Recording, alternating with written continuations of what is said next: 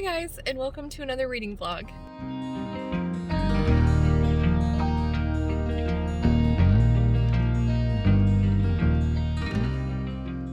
Okay, so I'm doing another buddy read with my best friend Stephanie. At this point I feel like I gotta make this a series, like BFF book club or bestie book club. But we're currently reading Crescent City. I have previously read some Miss Sarah J. Maas in the past. I've read the ACOTAR series, most of it, but Stephanie has not. This is her first foray into Miss Maas's world, and it's a bit different than I think we both expected. ACOTAR was a much more kind of traditional fantasy story. Crescent City is much more of an urban fantasy, and Stephanie and I were reading last night and texting each other like, what is happening? What is going on? What is this world? What the heck are all these houses?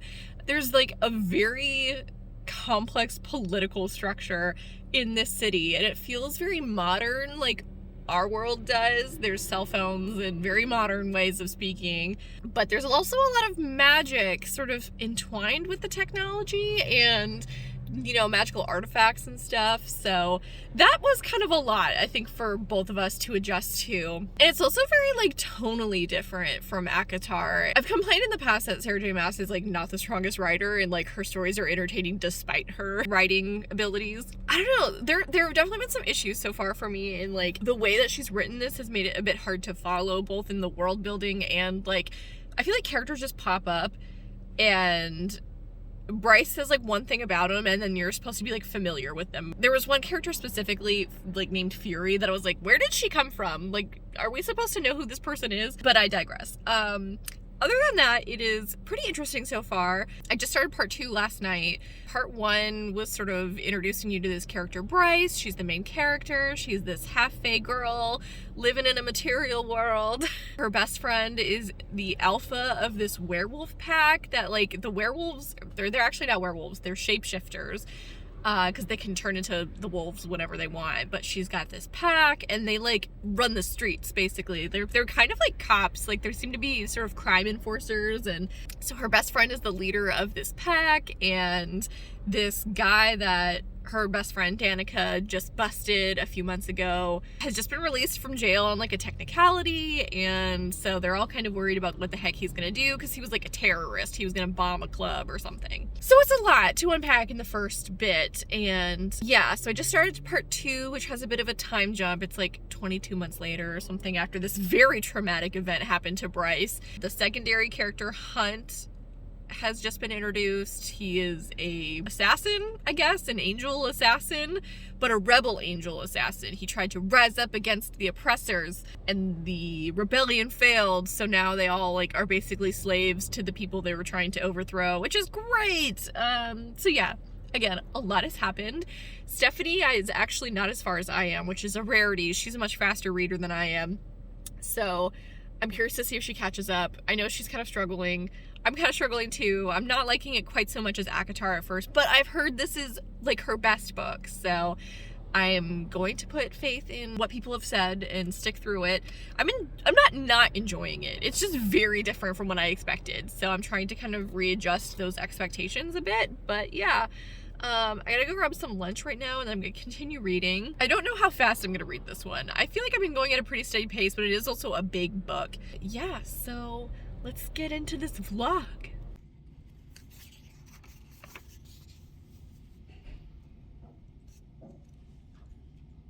Do you want to see something bananas? This book is longer than this book. And you're like, what? No. Empire the Vampire is a heckin' chonker, Lexi. That can't be right. Just look at the spines. Like, objectively, Crescent City is narrower than Empire the Vampire. Lexi, you're crazy. No, the page thickness is so deceptive. Empire the Vampire, it's not a small book. It's not a small book, but there's a ton of illustrations and stuff which help kind of pad it out. But ultimately is about 734 pages. That's a big book. That's a big book, especially where it's hardcover. It's a heckin' chonker. Crescent City is over 800. And like, I get that's so deceptive, but the pages are so much thinner. It's like Bible thin pages. Yeah, 802. And that's like, okay, well, that's with the acknowledgments and stuff. The actual narrative stops at 799.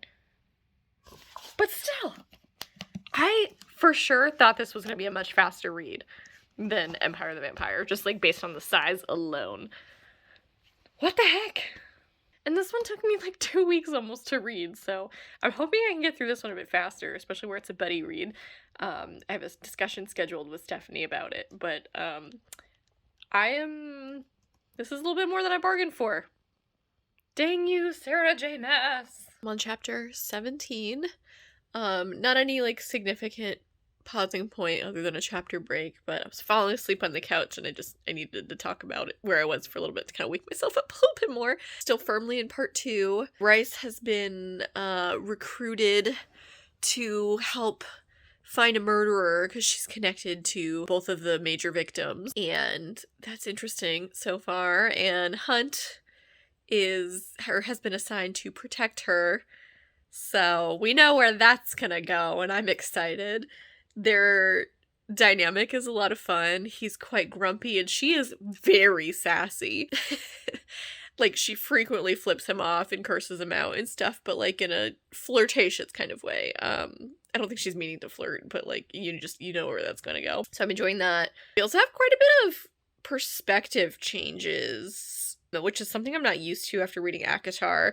We really only saw that a couple of times in ACOTAR, I think at the end of ACO War, and then a couple of times throughout A Court of Frost and Starlight.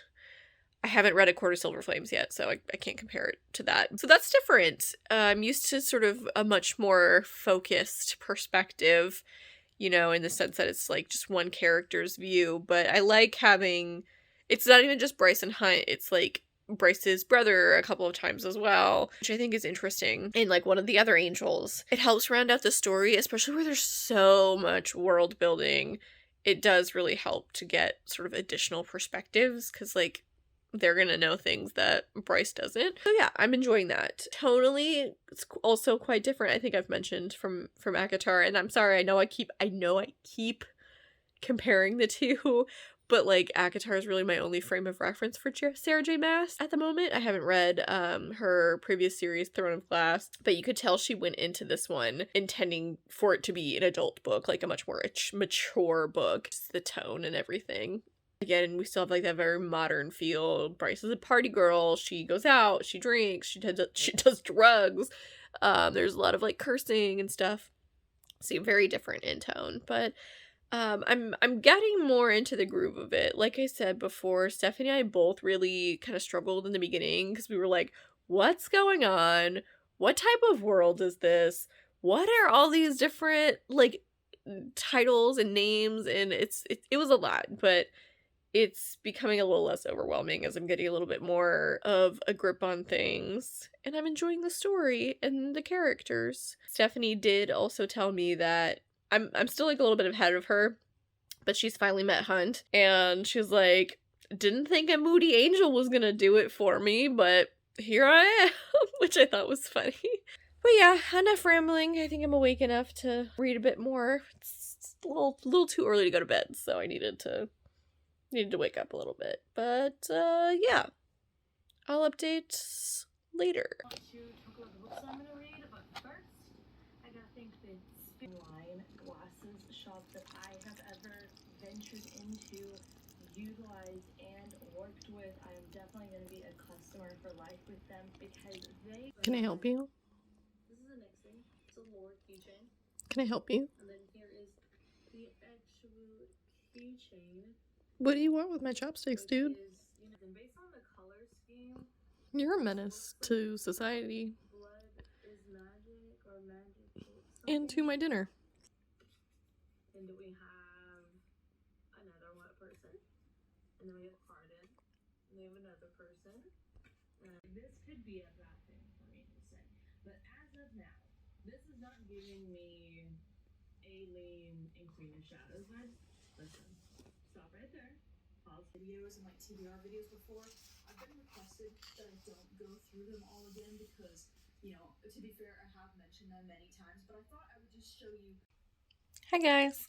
It's been a couple days since I last updated, but I am on chapter 70, page 630 of Crescent City, and I'm feeling a little betrayed by a certain angel specifically. I don't want to get too much into spoilers, but yeah, I don't know. I have been flying through this book.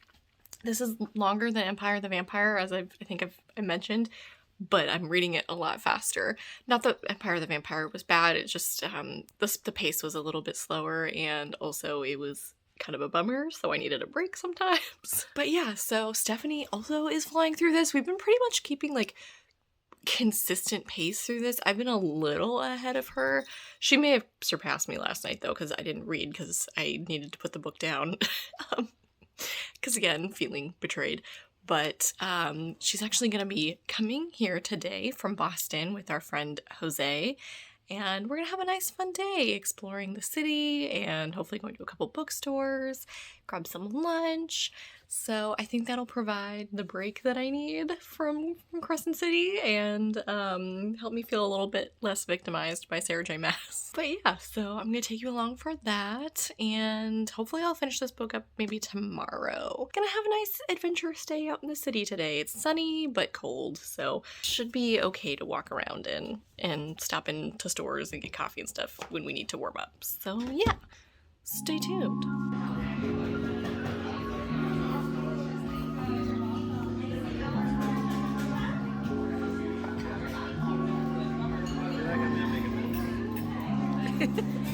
Hi.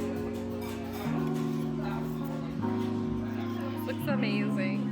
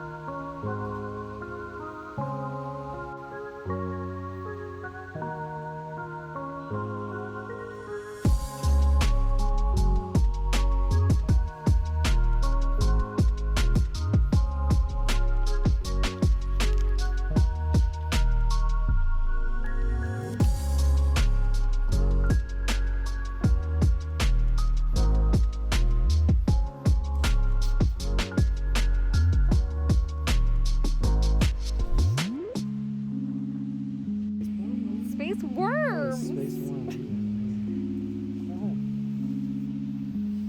I haven't read that one yet, but I bought it when it came out. I was about to buy it on my birthday when I went to that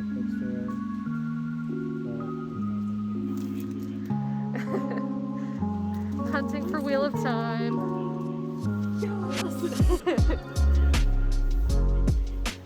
There's so much. It's overwhelming. I kind of forgot I was vlogging. Whoops. Hello. So, sorry it's been a couple of days since I last updated, but I finished Crescent City. Not gonna lie, the last 300 pages or so freaking flew. I barely had time to think, much less like consider vlogging, because I just was flipping through the pages. I needed to know what the heck was gonna happen. So yeah, I thought it had a really strong ending, honestly. The beginning was really clunky, in my opinion. The world building was... Honestly, I would have preferred info dumping because I was left so confused for so long on like so many world building elements that I had no idea what was going on for the first like at least 100 pages. All of part 1 for sure. I knew Bryce and Danica were BFFs, but like literally everything about Crescent City and the world Crescent City resided in was super hazy. But once I kind of got my bearings, I was definitely invested. I think there's a really strong mystery that really moves the plot along, and again, once I got my bearings, I was really invested in that mystery and in Bryce and Hunt, and Bryce's friendships especially were so strong. Sarah J. Maas is really good at writing very strong friendships. Danica and Bryce's friendship was just like Oh my god. I don't want to get too much into spoilers in this vlog because I do have a discussion coming up with my best friend Stephanie, who I buddy read this with, but oh my god, Danica just tugged at my heartstrings, and Lehiba, the fire sprite, I loved her. She was fabulous. She was one of my favorite characters.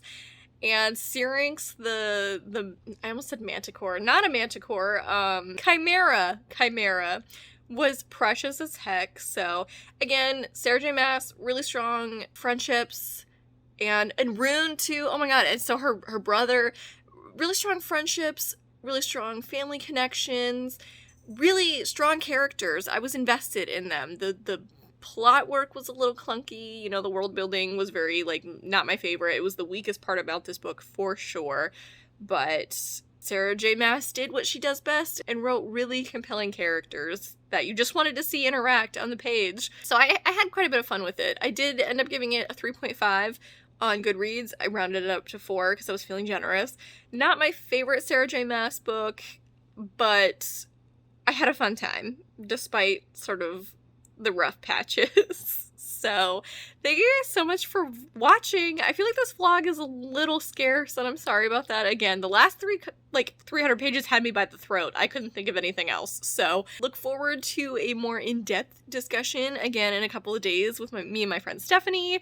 There will be full spoilers in that one because I'm pretty sure we're going to be breaking out the wine, and I will not be able to control myself in, you know, censor spoilers. So thank you guys so much for watching. Feel free to comment down below. Have you read Crescent City, House of Earth and Blood? Are you looking forward to the sequel? I think that comes out in February, because I am. We'll definitely be picking that one up. But yeah, so thank you guys so much for watching.